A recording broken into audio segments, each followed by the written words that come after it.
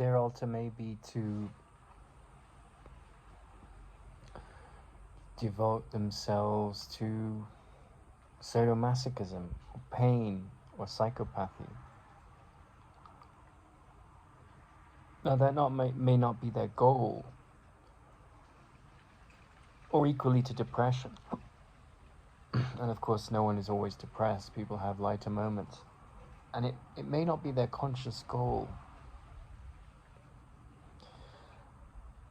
But I would say that this journey to being a saint that is the focus of the Course in Miracles, it doesn't say on the Course in Miracles, this is a Course in Miracles, do this course, at the end you'll be a saint.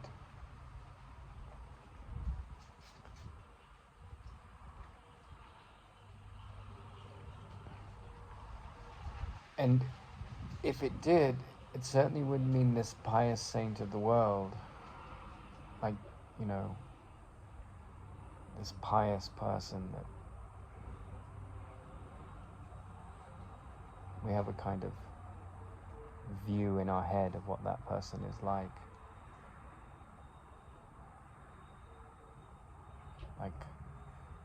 in a monastery or in a church or some kind of religious setting.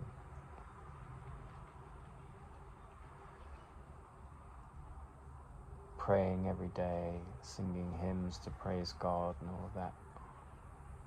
Or going out into the street and being a Franciscan monk and giving one's heart and soul to God. That's what we conjure up in our minds when we think of a saint.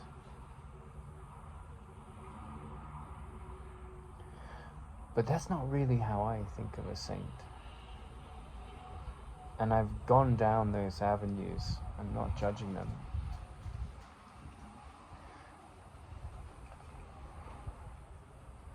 The way I see a saint is someone like Ramana Maharshi, like, you know, someone who's just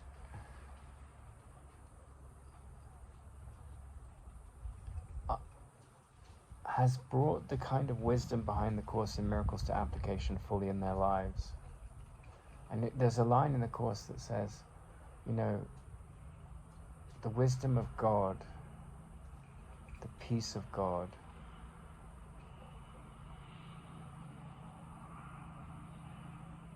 this that transcends time and space, it's not dependent or related in any way to the externals, to like your body or the flower or the tree or some war in a faraway place. The work that this is about is what the Muslims in the mystical tradition of the Sufis call the jihad. And it's got nothing to do with going and killing people. It's got nothing to do with people. It's got nothing to do with the earth. It's got nothing to do with the world. It's got nothing to do with anything physical. But the deeper mystical meaning of jihad is that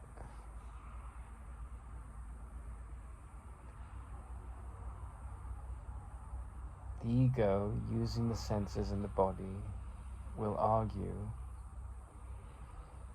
quite tempestuously, quite defiantly, quite emphatically that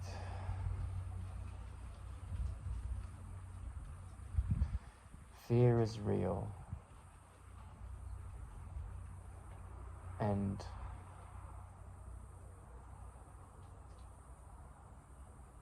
the opposite of love is hate. And hate and anger and pain are justified. And what a jihad is, in the mystical Sufic meaning, Sufism meaning, is that it means to fight a holy war. So if someone says something to you that disappoints you, and the word suddenly comes to mind, crestfallen. You know, it's not just disappointment. Someone's promised something and then you've invested your expectations and your hope and your dreams in that, and then it doesn't happen. And I remember when I was on this university course, there was the woman that was most aggressive towards me, that was a tutor. I remember seeing her like getting frustrated about things being late and things, you know, people being late, the other colleagues to a meeting she had, tutting under her breath. And for years, you know, like, my simple approach to life has been, the Course is like, there were so many signs in my life that brought me to the Course and kept me in that path, the Course in Miracles.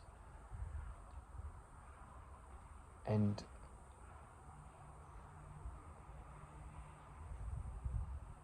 by signs I mean like validations from a sort of internal clock that said you're on the right path.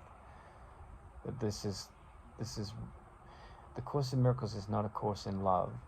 It's a course in pulling out, educating us the way to usurp the blocks to love in our psychology. And that process is called psychotherapy. And there I was, you know, in this situation where for years I've been like living in India, where people will say, I'll see you in 5 minutes, and it's 3 hours later and they don't call, and it's just the culture there. So you throw yourself into a culture like that and you're going to look in the mirror of your cultural conditioning.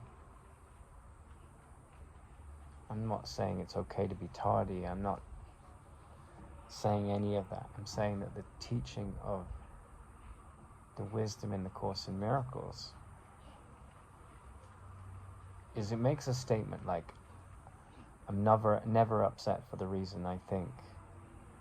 Let me not be tempted to be seeing myself as a victim. Let me not fall for the trap of anger today.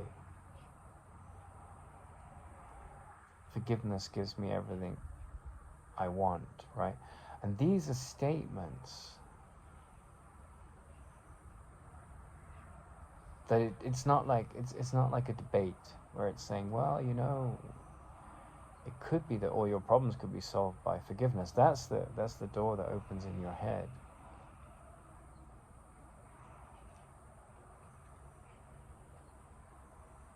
But there is a holy war that goes on within you when you study this material.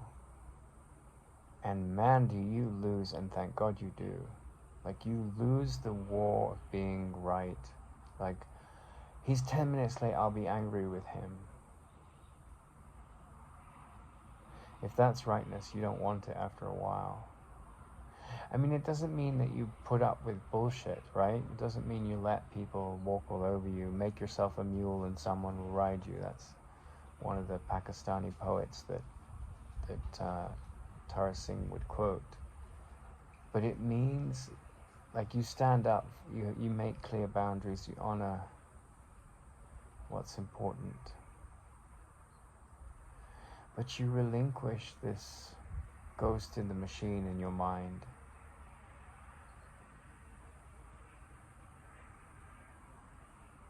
And I have a friend that's sort of like, she's been a close friend of mine for many years, and we're on a similar path with our interests in the Course in Miracles and Ramana. And I remember talking to her some years ago, maybe 10 years ago, and we see a lot in common. We see the world in many ways in the same way. And we've both had great interests in physics and things. But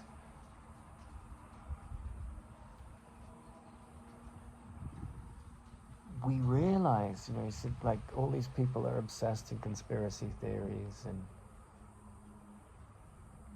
politics. And I'm not saying politics is a bad thing. There's a noble aspect of politics, and if you're drawn into that path, that's wonderful. everyone has their own destiny. But what we saw was that, you know, arguing over this faction in politics or this, it, it, it was just so meaningless to us. Like, and that meaninglessness wanes and wanes and wanes. Like, it loses its pull on you over time.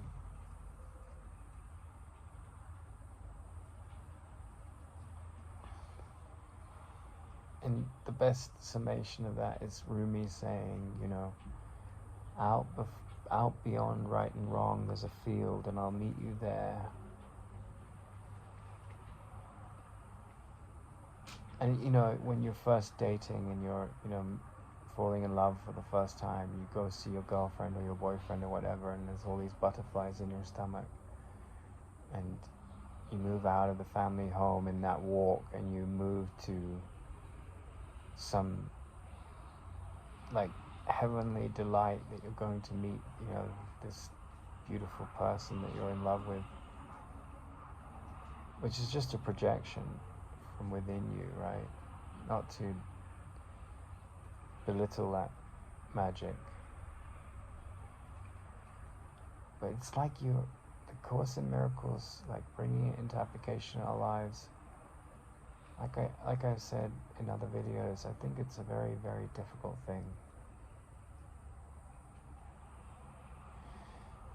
Because most of the world is interested in who won the soccer, or, you know, what's the top song in the charts, or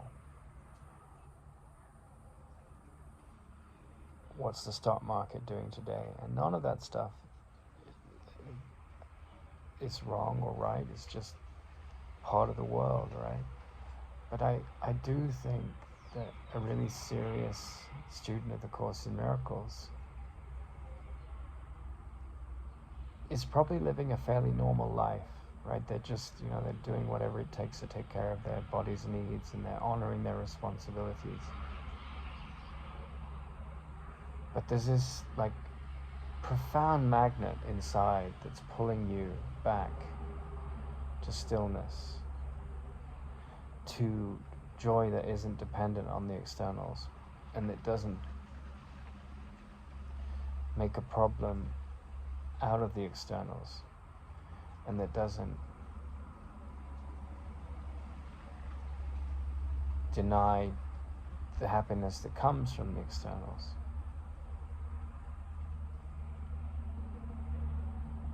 And so I think the purpose of the Course in Miracles, or the purpose of Ramana,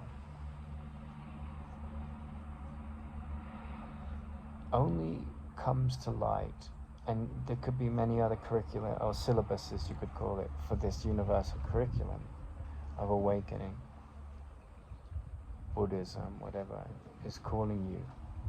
But the purpose of this kind of end of the road teaching is to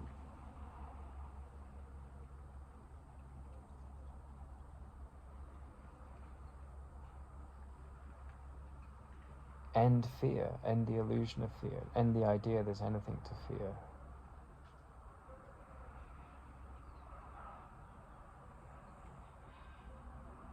I mean, big angry snakes are frightening. Big rushing rhinos are frightening. A psychopath with a AK-47 is frightening.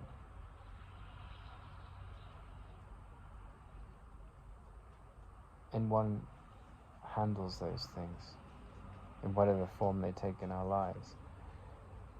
Death, old age, financial insecurity, all bring up,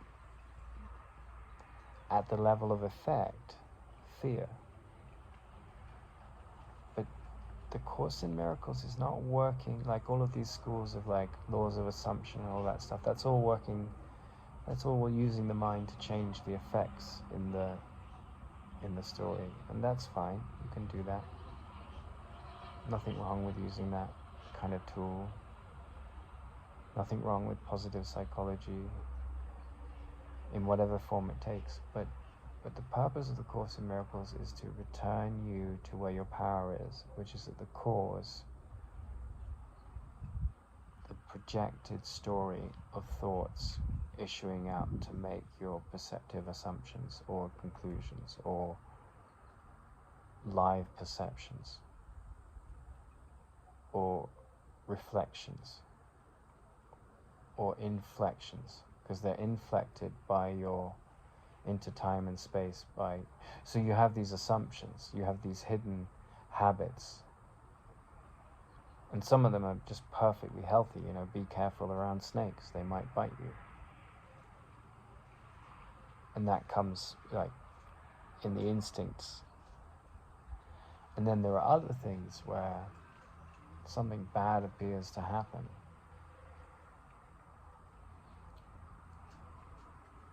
and someone who's really come a long way in studying the Course in Miracles, like, the response is equanimity.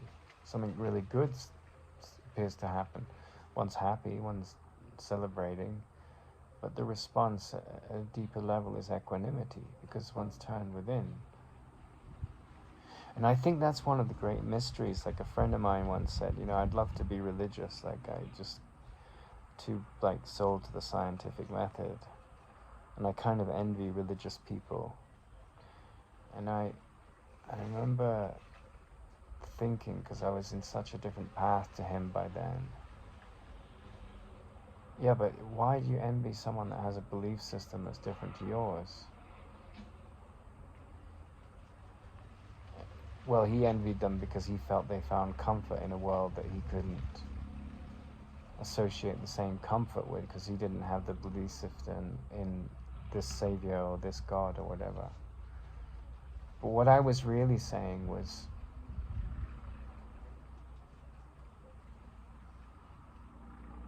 as I understand the mind of the mystic, the mind of the contented man,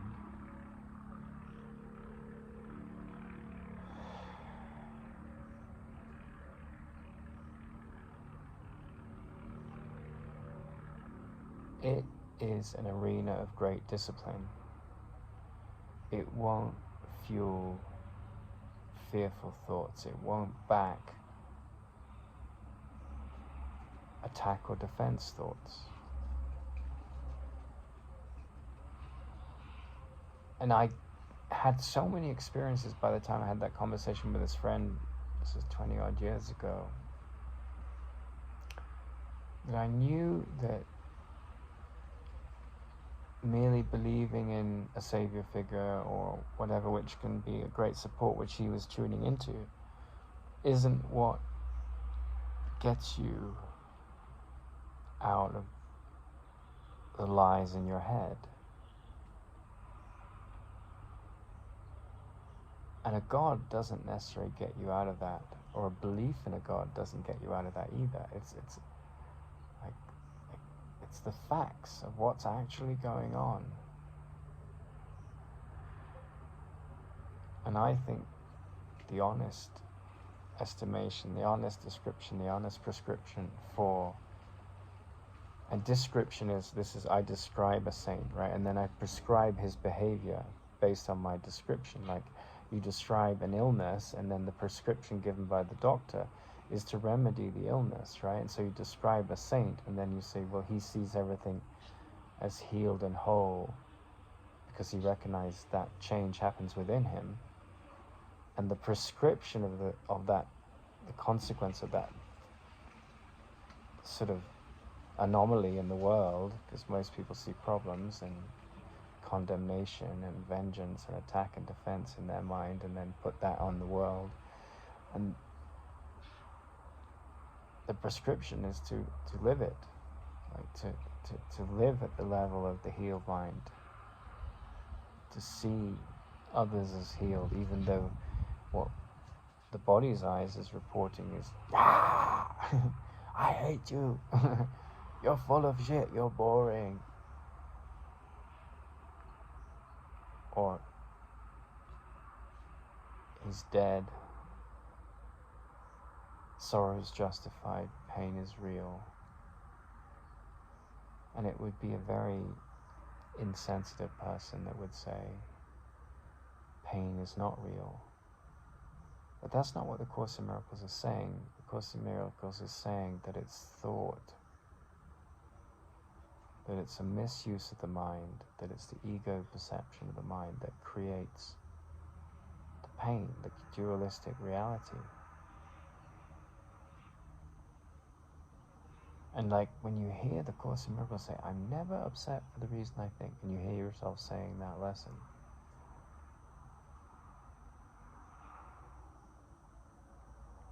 I mean, it's almost like a great comedian, isn't it, when you think about it? Because like you've got this sort of very beautiful, peaceful voice saying, I'm never upset for the reason I think.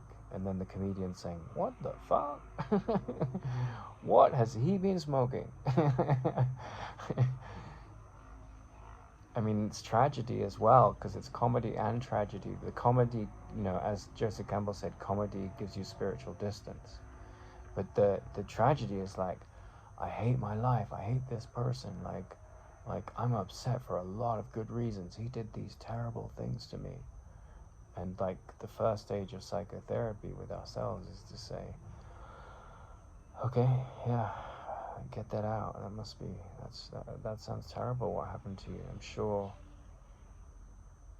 those people were really insensitive.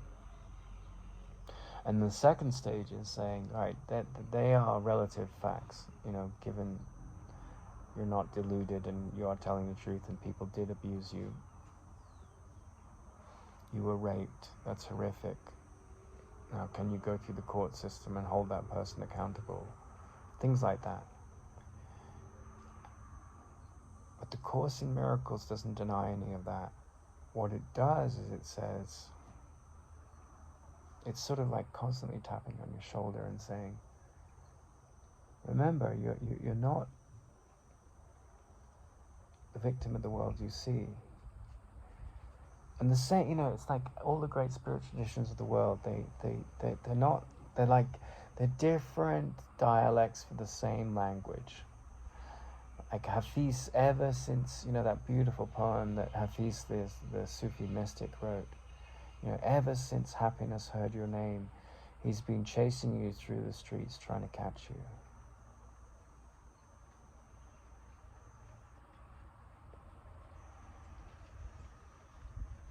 And you're running away because you're upset for the reason you think. But you're not upset for the reason you think. I'm never upset for the reason I think. I think it's something out there, but it's because I've invested in this battleground. And one of the things because I've told a lot about what happened to me at the university. It was like this woke abuse, it was like this mostly female bullying that I had to handle. It happened. Like, I can tell the story very clearly. I can name all the people behind it. I can explain what happened at a psychological level. Very capable of doing that. And I've done that. I've described it for my sanity. It's like when you're a little toddler and someone kicks you in the face. You're like, he hit me in the face. And the parents come in, there's some discipline. And the parents, in inverted commas, the authorities in the university, just wiped the floor with me. I got kicked in the face, and then I was made out to be a monster, right? So then you have to go to different authorities like the police and the MP, but the problem there is that it can be very challenging to prove. So I realized that this story, boring as it is, it's not your problem, but you have a version of it, is a good story to take Socrates' brilliant line, like,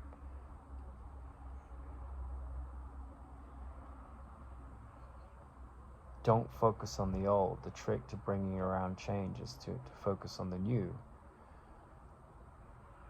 And I wondered, how can I take this incredible pain and trauma that I've experienced, right? It's real in the radar in my head. I understand what the Course in Miracles is saying. I can't walk away from that wall like it's more of a friendly giant that's tapping me on the shoulder saying, so you're never upset for the reason you think? Sound pretty upset to me. And it's not for the reason you think, like you just said, because you read the lesson. It's like, there is a sort of like comedy, this gentle comedy in the teaching implied in the Course in Miracles, right? I mean, all great comedy is like, it's a buffoon, usually in pain, swearing, throwing things at the door or whatever, and it's like this little temper tantrum. And then, as Joseph Campbell said, we fall in love with the imperfections in people. And that's easy when there's puppies or babies. But when there's a man with a, Kalashnikov and a big army behind him, those imperfections get to be pretty prickly and painful and dangerous, right? So religion is remembering to laugh. The whole of this Course in Miracles can be summed up as remembering to laugh. I'm not finding that big army on the borderlands of Ukraine particularly humorous at this time.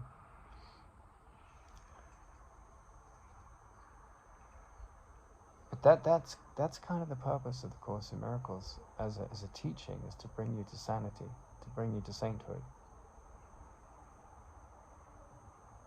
And it's not like this sainthood, he went off into the monastery for 50 years and look how devoted he was. You can see the holes his knees made in the floor. I'm not condemning people that do that. I've been to monasteries in Tibet where there's that kind of incredible devotion and love and reverence. It's stunning, right? But I'm talking like, whatever you do, you're a postman, you're a mother, you're a thief, right? Whatever you do, the curriculum as taught in the Course in Miracles doesn't care about that. I mean, it doesn't judge it, right? And it doesn't deny it or have lack of love for it. But it's like, how do you develop patience? How do you develop honesty in the most tender way and caring way? And how do you develop trust?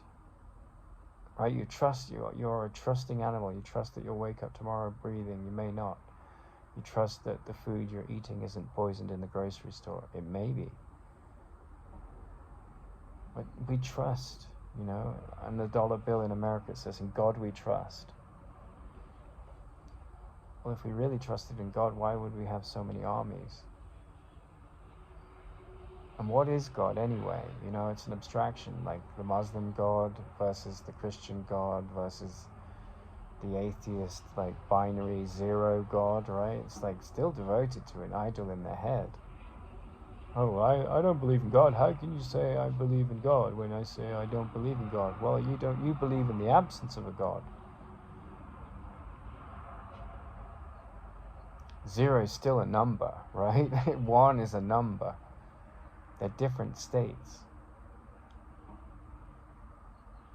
But like, I'm kind of grateful I grew up in a house that had no patience for God, no interest in Him, right? And that's one of the reasons why I think I found so much sustenance in Ramana Maharshi, because he doesn't talk about God. He just talks about, when he talks about God, it's in the context of the mythological, which I think is the right place for gods. And when he talks about what lies beyond the visor of the ego, he talks about the self. And there's only one self. And it's not conflicted. And as Krishnamurti said, conflict is stupid.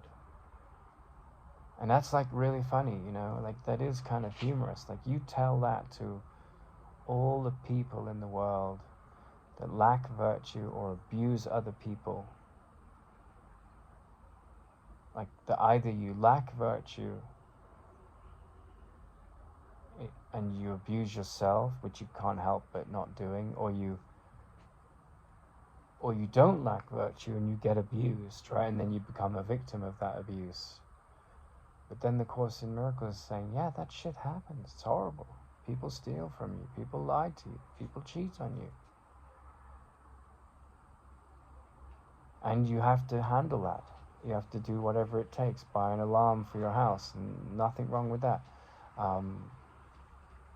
Move away from people who are being aggressive to you. Go to the police and report them. Do whatever it takes. Be practical. Listen to your inner guidance. But the purpose of the Course is extreme. It's like this extreme. It's like there's a comedy sketch with this American comedian, and he I think it's on Saturday Night Live or something, and he meets this woman, right? And he says, he's a psychotherapist, and she said, well, I've got this, anxiety about this, and he says, stop it. I've got this, fear of being buried alive in a box. And he said, stop it, or I'll bury you alive in a box.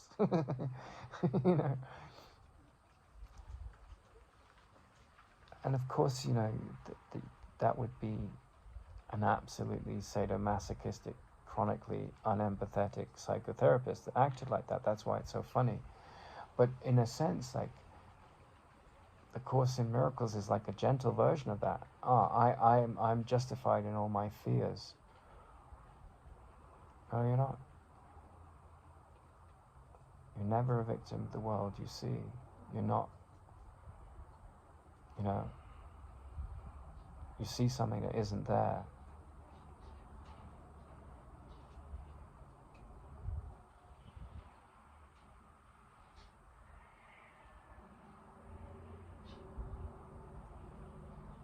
And so there's this kind of uncompromising inner teacher in your head that is ready to join with the teachings in the Course in Miracles, but knows that the ego has a lot of resistance to it.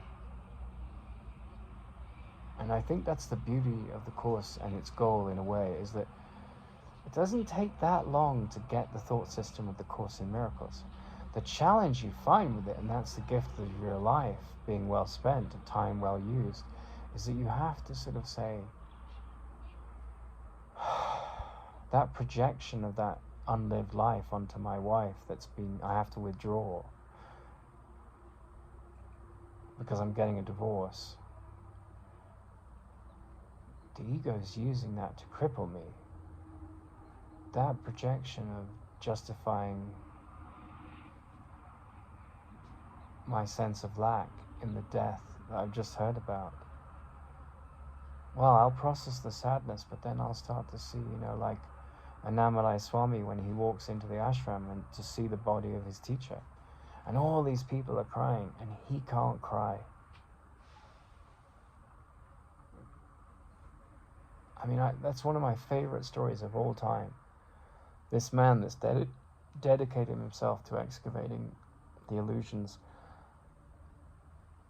the dirt in the tunnel in his mind that leads to the light that is his nature, goes to see his teacher who's died. And their relationship is just like the most holy relationship I've ever seen. Just the symbolism of it, whether it's true or not. Like, I've heard people say, poo-poo Annamalai Swami, but to me, the symbolism of that is the essence of the purpose of the Course in Miracles, the goal. His favorite person in the world, the person that's given him the most reason to find the joy in himself, the best tips, the best help, the best example, kicks the bucket, dies. And he comes in and he's standing there and he's like wanting to cry because it's the thing you do when death happens to someone you love. And he can't. And symbolically, to me, he can't, not because he's lacking feeling and love and wisdom. He can't because he has fully embraced those things. And that's mastery, right? That's mastery of what the Course in Miracles and Ramana is pointing at. By the example of the effects of it, right? not by the description of what he's achieved, but by the effect of where his achievements have brought him. These inner. This is how deep. You know, how that song lyric that goes, "How deep is your love?" You know, he's asked that question, and it's consumed him, and it's consumed his ego.